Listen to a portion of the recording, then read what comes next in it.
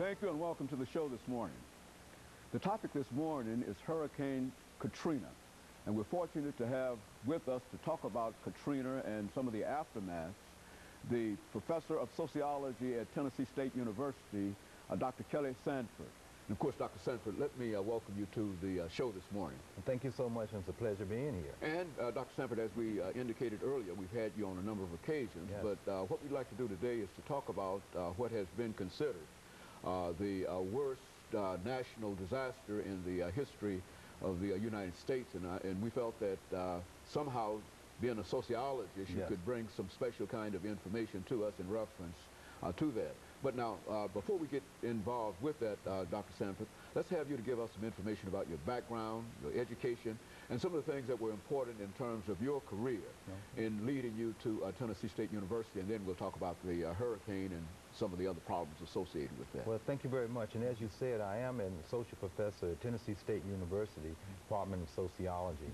Did my formal training at Howard University in Washington, D.C., where I received my doctorate degree, and did a postdoc degree at the Pennsylvania State University in State College, Pennsylvania. And prior to that, I was at North Carolina Central University in Durham, North Carolina. Some of my research interests are in race and ethnic relations, looking at social problems, national disasters, as well as medical sociology. Very good. Now, let's look at this hurricane, Dr. Sanford. I think that many people will recall that over the last 10 or 12 years, it has always been suggested that somehow New Orleans is sitting in a bowl and that one day there will be a catastrophic event, and etc. But very few of us pay that much attention to it, you see. But nevertheless, it did happen. Yes. And of course, it might not have been as they had predicted, but nevertheless, I think the situation was almost the same. Let's talk about that hurricane and some of the impacts that it has had and will have over the foreseeable future in a real sense. Absolutely. And first, I would like to say, throughout the development of human societies, there have always been natural disasters. And this one is not any more unique than anything that has happened over the history of the world. And so we've always tried to have some preparation for those types of disasters whenever they have occurred throughout the history of not only the United States, but in other parts of the world. Now we are celebrating, well, or commemorating the first anniversary of Hurricane Katrena that occurred on August the 29th, 2005.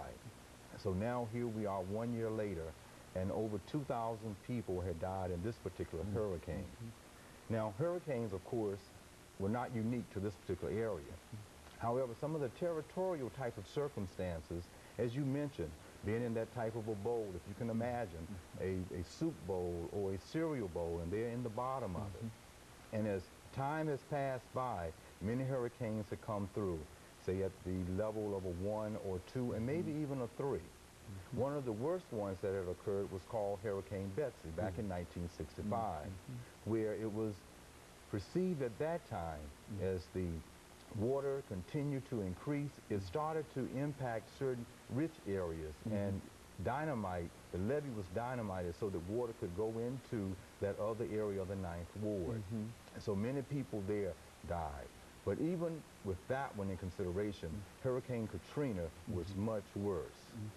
You mean this earlier hurricane, Hurricane Betsy? Why Yes. don't you say something about that in reference? So we've got a couple of minutes Yes, before okay. now, you said that this hurricane essentially affected the more prosperous areas, and somehow, go on, explain that. Okay, well, my point was there was some very middle class, upper middle class areas in New Orleans area at that particular time period. And as the water started to rising, they knew that it would probably flow in that direction.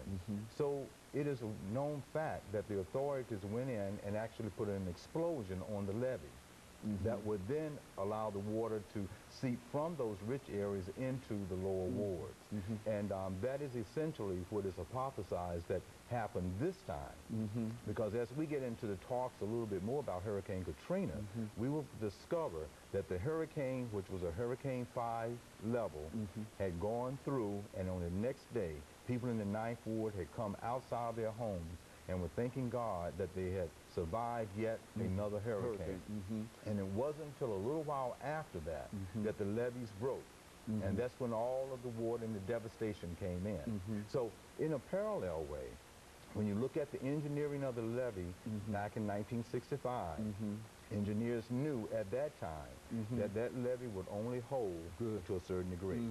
And so in a real sense, some of the charges that have been made in reference to perhaps this might have been a natural disaster, but it was helped by the policies that might have been followed by earlier administrations, or even perhaps this administration. Absolutely. And of course, let's take this first commercial break, Dr. Sanford, and then we'll be back with our audience following this very, very short commercial break.